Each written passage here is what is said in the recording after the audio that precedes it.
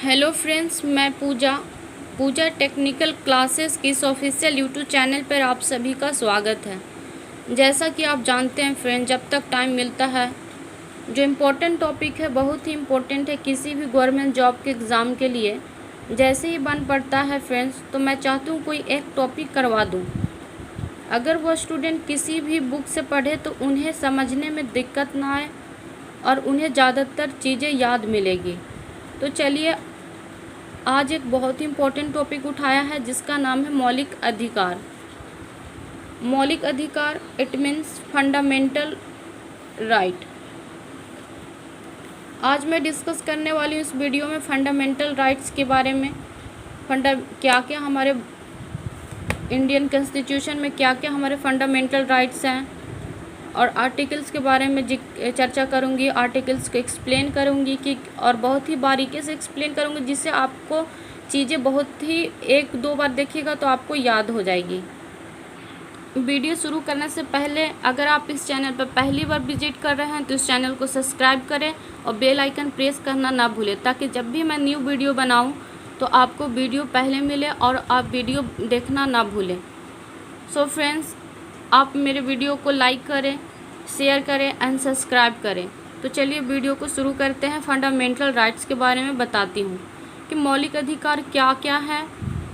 वो हमारे जो मौलिक अधिकार हैं, वो मौलिक अधिकार हमारे सभी इंडियन कॉन्स्टिट्यूशन में कहाँ से लिया गया है, तो मौलिक अधिकार अमेरिका से लिया गया है। इसका मतलब है कि इंडिया में जिसका भी जन्म हुआ, फंडामेंटल राइट्स के बारे में पहले समझते हैं कि फंडामेंटल राइट्स हैं क्या या मौलिक अधिकार क्या है। मौलिक अधिकार क्या है तो पहले जानते हैं कि इसका मतलब है कि इंडिया में जिसका भी जन्म हुआ, जो भी यहाँ जन्म लेगा, ऑटोमेटिकली बिना परमिशन के वो यहाँ का नागरिक बन जाएगा। कुछ मौलिक अधिकार खास हैं हमारे संविधान में वर्णित, वो विदेशियों को भी दिए जाते हैं। इंडिया में जिनका जन्म हुआ संविधान में जितने भी मौलिक अधिकार है वो सारे दे दिए जाएंगे। मौलिक अधिकार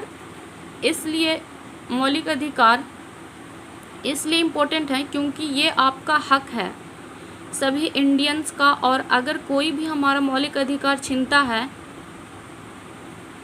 हमारा, तो हम सीधे जाकर सुप्रीम कोर्ट में फाइल कर सकते हैं। मौलिक अधिकार के कुछ इम्पोर्टेंट पॉइंट्स है, उसके बारे में जानते हैं। मौलिक अधिकार जो है वो हमारे अमेरिका से लिया गया है। अमेरिका के भाग 3 से लिए गए हैं। अनुच्छेद है 12 से 35।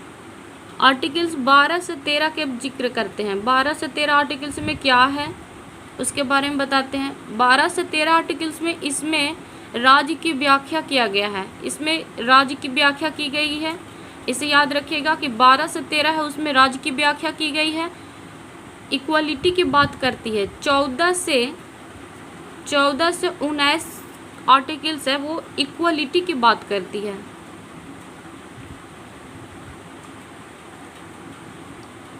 एक एक करके जानते हैं कि आर्टिकल्स 14 में क्या है। और आर्टिकल्स 14 में है हम सभी लोग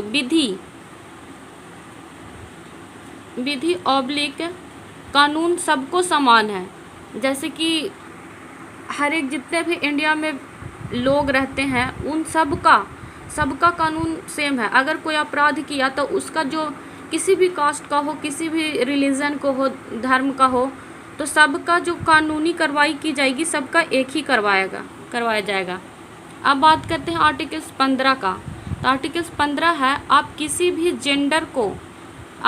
जेंडर के हैं, मेल हैं, फीमेल हैं, या किसी भी कास्ट का हैं, किसी भी जैसे SC ST हैं, OBC हैं, जनरल हैं, किसी भी कास्ट का है, या गरीब है या अमीर है, तो सबका इसमें समान अधिकार दिया गया है, सबका राइट समान है। नेक्स्ट आर्टिकल्स के बात करती हूँ। आर्टिकल 16। आर्टिकल 16 में क्या है, पद के बारे में है। पोस्ट, जिसको हम पोस्ट बोलते हैं, सबका जो पोस्ट दिया गया है सभी लोगों को समान पोस्ट दिया गया है, बराबर हक दिया गया है। लेकिन आप समझेंगे कि SC ST है, OBC है, ये लोग को तो आरक्षण दिया गया है। तो हाँ, SC ST हो या OBC, ये सब को आरक्षण इसलिए दिया गया क्योंकि इन लोग को बराबर कैथी पर लाने के लिए, जैसे कि जनरल हैं, उन लोग के समान लाने के लिए इन लोग का आरक्षण दिया गया है। बात करते हैं आर्टिकल 17 की। तो आर्टिकल 70 है हमारे संविधान में छुआछूत खत्म कर दिया जाए। आर्टिकल 70 में बात किया है कि छुआछूत जो भी है, पहले SC ST को ये सब कुछ छुआछूत करते थे वो लोग से, तो वो जो है उसमें ख़त्म करे, छुआछूत ख़त्म करे, वो आर्टिकल 17 में जिक्र किया गया है। अब बात करते हैं आर्टिकल 18 की, 18 की। तो आर्टिकल 18 में है उपाधियों का अंत। उपाधियों का अंत है इसमें। नेक्स्ट आर्टिकल से बात करें तो आर्टिकल 19 की बात करते हैं। तो आर्टिकल 90 में बात की गई है स्वतंत्रता की, स्वतंत्रता की बात कही गई है। अब बात करते हैं आर्टिकल से 19A। आर्टिकल से 19A है, आर्टिकल से 19B है, आर्टिकल से 19C है, और आर्टिकल से 19D है, और आर्टिकल 19E है, और आर्टिकल से 19F है, और आर्टिकल से 19G है। तो बात करते हैं आर्टिकल 19A की। तो आर्टिकल 19A में कही गई है अभिव्यक्ति, इसके साथ अभिव्यक्ति मतलब हो गया आप फ्री हैं अपने बातों को रखने के लिए। अभिव्यक्ति मीन्स यही कि आप किसी के सामने किसी के साथ आप अपने बात को रख सकते हैं। इसके साथ प्रेस का यूज कर सकते हैं, RTI का यूज कर सकते हैं। RTI मीन्स क्या होता है? RTI की बात करें, RTI जो है जो कब ये लागू हुआ था? 2005 में। 2005 में RTI लागू हुआ था। पहले RTI नहीं किया जाता था, RTI नहीं था, तो ये 2005 से लागू हुआ है। RTI का मतलब होता है राइट टू इन्फॉर्मेशन।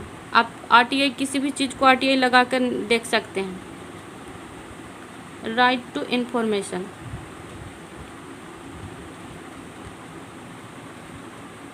झंडा फहराने का राइट भी नहीं था, तो इसमें आप झंडा फहराने का राइट कब शुरू हुआ? 2004 में। उस समय का जो राष्ट्रपति थे कौन थे? APJ अब्दुल कलाम। नेक्स्ट हम बात करें आर्टिकल्स 19B, 19 के B के बारे में। तो आर्टिकल 19B में क्या है?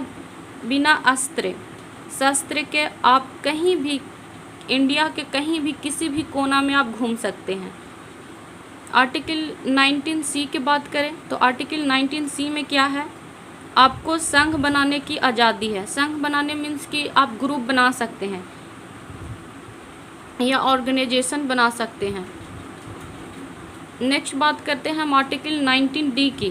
तो आर्टिकल 19D में है आवागमन। आप इंडिया के कहीं भी कोने में आ जा सकते हैं। तो आर्टिकल ये किस में जिक्र है? 19 के D में। अब 19 के E के बात करते हैं, आर्टिकल 19 के E। इसमें क्या कही गई है? तो इसमें कहा गया है कहीं भी आर्टिकल्स 19E के बात करें तो आर्टिकल 19E में बताया गया है कि आप कहीं भी निवास कर सकते हैं। अब नेक्स्ट बात करें हम आर्टिकल्स F की। तो आर्टिकल F जो है, आर्टिकल F में क्या जिक्र है? पहले था और उसे उठाकर हटा दिया। ये संपत्ति का अधिकार था, इसमें इसे उठाकर 42वें संविधान संशोधन के तहत इसे उठाकर अलग में जोड़ दिया गया। अब बात करते हैं आर्टिकल्स 19G की। तो आर्टिकल 19G में जो है, जो मन करे काम कर सकते हैं। जैसे कि ये मत समझिएगा कि किसी को आप मर्डर करने का मन कर रहा है तो किसी को मर्डर कर सकते हैं, ऐसा नहीं है। आपको जो मन करे आप काम कर सकते हैं। जो आपको रोज़गार, जैसा रोज़गार चाहिए, जैसे आप बिजनेस करना चाहते हैं तो आप बिजनेस कर सकते हैं। आप अगर पॉलिटिशियन बन सकते हैं, आप अगर नेता बनना चाहते हैं तो नेता बन सकते हैं, ये सब। अब बात करते हैं आर्टिकल 20 की। तो आर्टिकल 20 में क्या है? आर्टिकल 20 में अपराध के विषय में इसमें चर्चा किया गया। अपराध के विषय का मतलब क्या है? जब तक इसका दोष साबित ना हो उसे सज़ा नहीं देंगे। कुछ पॉइंट मैं बताने वाली हूँ, ये अपराध करने वाले के फेवर में ही ये बताता है। बात करती हूँ फर्स्ट पॉइंट की। तो अगर किसी ने अपराध कर दिया, माना कि किसी ने अपराध कर दिया, मान लीजिए कि किसी ने 1995 में 1995 में अपराध कर दिया था, उस टाइम में अपराध की सज़ा क्या थी? 6 मंथ थी। उस समय अपराध की सज़ा 6 मंथ थी, लेकिन केस उस टाइम सॉल्व नहीं हुआ। आज 2000 क्या है 20 है, आज 2020 है, तो उस केस का फाइनल डिसीजन आया है। जो 1995 में केस हुआ वो उसका सुनवाई उस समय नहीं हुआ, लेकिन उसका जो डिसीजन हुआ, क्योंकि केस जल्दी सॉल्व नहीं होता, उसका सॉल्व कब हुआ? 2020 में। उस केस का फाइनल डिसीजन आया 2020 में, और उसी क्राइम की सज़ा 10 साल पहले थी। 10 साल है तो उस आदमी को 10 साल की सज़ा नहीं मिलेगी। अभी जो है 2020 में उस क्राइम का सज़ा कितना है? 10 ईयर। उस क्राइम की सज़ा 10 ईयर है, और 1995 में उस क्राइम का सज़ा कम थी। मान लें कि उसमें 2 साल था, 3 साल था, और अभी उसकी सज़ा कितनी हो गई है? 10 ईयर। तो उसको 10 साल की सज़ा नहीं मिलेगी। जो पिछले जब वो क्राइम किया, जब वो केस वहाँ पे केस लगा, तब जितनी जो उसकी सज़ा थी वही सज़ा उसको मिलेगी। अब नेक्स्ट पॉइंट 2 की बात करते हैं। तो पॉइंट 2 में ये बताना चाहते हैं कि किसी भी अपराधी को अपने खिलाफ गवाही देने का बाध्य नहीं दिया जा सकता। थर्ड पॉइंट की बात करें तो थर्ड पॉइंट में है कि किसी आदमी ने क्राइम किया है, सपोज किसी आदमी ने क्राइम किया है, उसको क्राइम करने की सज़ा एक बार ही मिलेगी। एक गलती की एक ही बार सज़ा मिलेगी। ये नहीं कि अगर एक गलती किया तो उसको सज़ा हम 2 बार दें, 3 बार दें, ऐसा नहीं है। अगर कोई आदमी क्राइम किया है तो उसकी सज़ा एक ही बार मिलेगी। एक क्राइम किया है तो उसकी सज़ा एक ही बार मिलेगी। अब नेक्स्ट बात करते हैं आर्टिकल्स 21 की, 21 की। 21 आर्टिकल्स में क्या है? ये वो ताकत है, 21 वो ताकत है, कहीं भी किसी भी देश में चाहे आपातकाल क्यों न लग जाए, मुझसे आपसे छीना नहीं जा सकता। 21 में लिखा हुआ है व्यक्तिगत स्वतंत्रता और जीवन का संरक्षण हमारे जीवन का संरक्षण देता है। Thank you for watching. मिलते हैं नेक्स्ट वीडियो में। आप हमारे वीडियो को लाइक करें, शेयर करें एंड सब्सक्राइब करें। आपको वीडियो कैसा लगा आप हमारे कमेंट में बताइए। अपूजा टेक्निकल क्लासेस को सब्सक्राइब